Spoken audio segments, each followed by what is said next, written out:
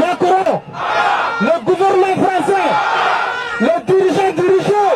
C'est un meeting des associations et mouvements de jeunes de tous bords politiques dénonçant l'ingérence de la France dans les affaires internes du Mali. La France est mise sur le banc des accusés par une jeunesse qui dit ne plus vouloir d'elle sur son territoire. Tout est visible. Actuellement, il y a plus de 20 000 soldats étrangers au Mali. Pour un seul problème, pour un seul pays. Et le problème n'est pas encore résolu. Il y a toutes sortes d'avions militaires au Mali, toutes sortes d'armements. L'ennemi est connu, mais l'ennemi n'est pas neutralisé. Qu'est-ce qu'on peut dire? Il n'y a pas de secret, tout est visible. Nous demandons seulement à la France de plier ses bagages et de rentrer. Nos soldats maliens ont la solution, la population malienne a la solution. L'acte 1 a été posé l'autre jour par une conférence de presse. L'acte 2, c'est le meeting. L'acte 3, ça ne serait pas une surprise. Selon ces jeunes maliens, le terrorisme est un prétexte inventé par la France pour justifier sa présence au Mali.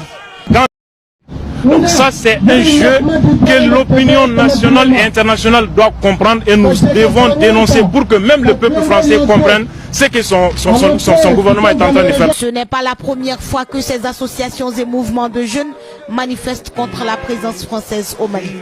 Ils disent continuer leur lutte jusqu'au retrait total de la France du Mali.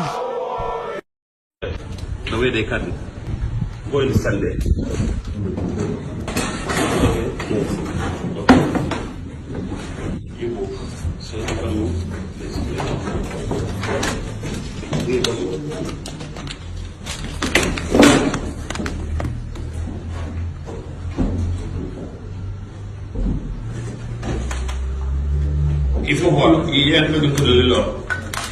Allez, on prend de 5 moi. Bon, laisse choisir. You also. Okay.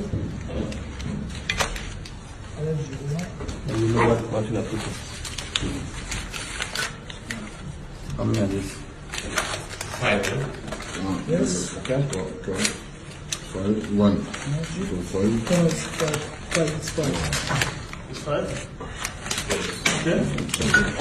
D'or lors de la France depuis 1920. Pendant 4 ans, 1000 ouvriers ont construit cette forteresse souterraine.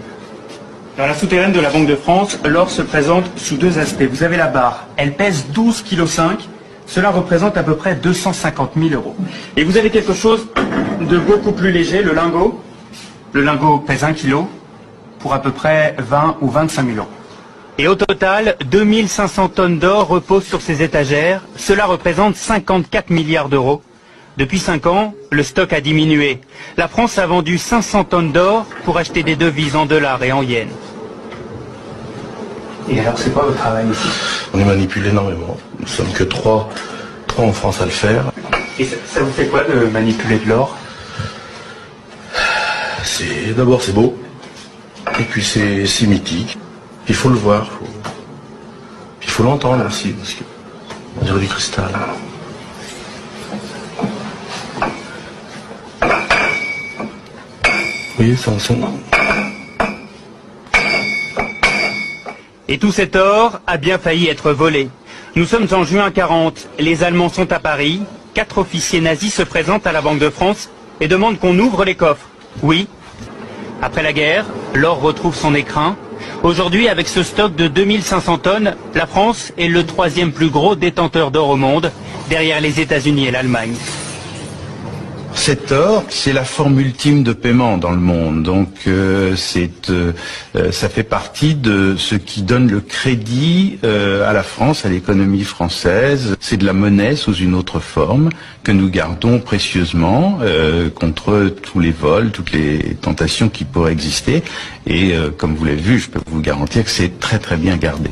Jamais des cambrioleurs n'ont essayé de rentrer, c'est de toutes les manières impossible. Avant de ressortir, nous longeons ces caisses en aluminium, encore de l'or. Et puis, au détour d'une salle, des sacs de pièces sonnantes et trébuchantes. Des dollars qui rappellent la ruée vers l'or. Notre voyage au royaume de l'or aura duré 2 heures, avant de remonter vers le monde extérieur.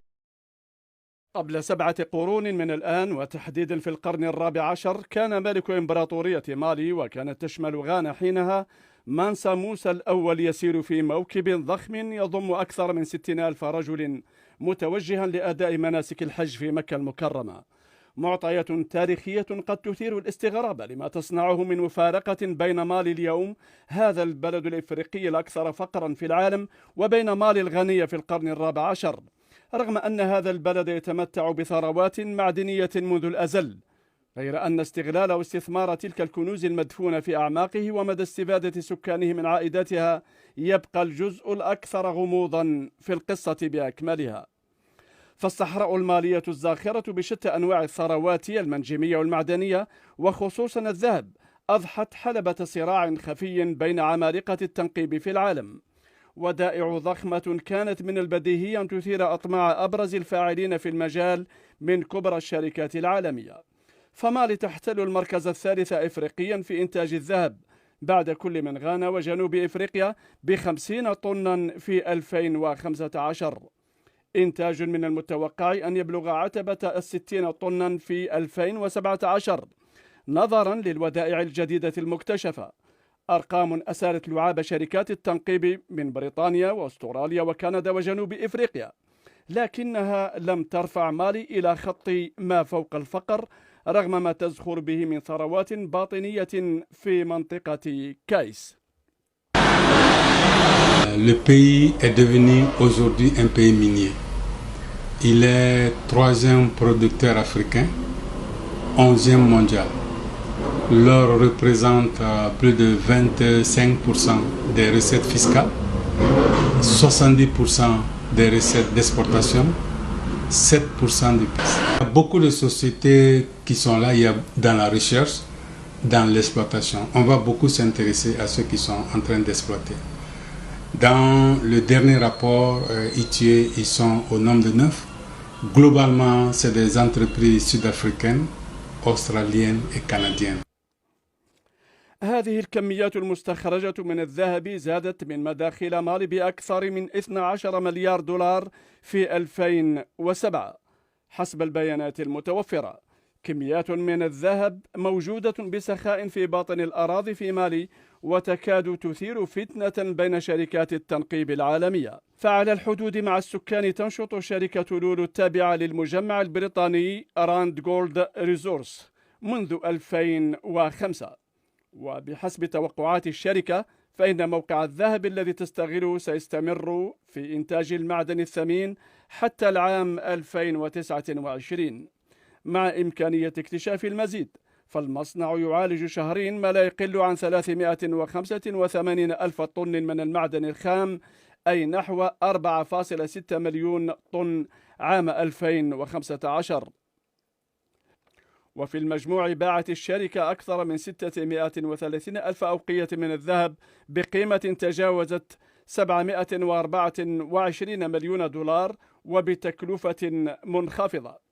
ميزات كان من البديهي أن تضع مالي في مرمى أطماع الشركات العالمية الناشطة في مجال التنقيب واستغلال الذهب، قطاع استطاع أن يؤمن استمرار أنشطته رغم الأوضاع الأمنية المتوترة في البلاد وفي الشمال على وجه الخصوص. منظمة هيومن رايتس ووتش كشفت أن مواقع التنقيب شغلت في 2013 وبشكل غير قانوني ما لا يقل عن 20 ألف طفل في ظروف قاسية وبالغة الخطورة. من جانبها تعهدت الحكومة المالية في تصريحات متفرقة لعدد من أعضائها بمكافحة مثل هذه التجاوزات بمختلف الوسائل القانونية المتاحة لها. كميات وفيرة من الذهب الكامن في أعماق الصحراء المالية نعمة على مالي، لكن الوضع الراهن المتوتر في الشمال يعتبره مراقبون نتاجا لصراع دامي من أجل السيطرة على ثروات البلاد، ما يعني بحسب مختصين أن الذهب والثروات عموما تقف فعلا في خط التماس بين الإرهاب والتهريب، وهذا ما قد يجعله نقمة على سكان البلاد إذا ما استمر الوضع على ما هو عليه.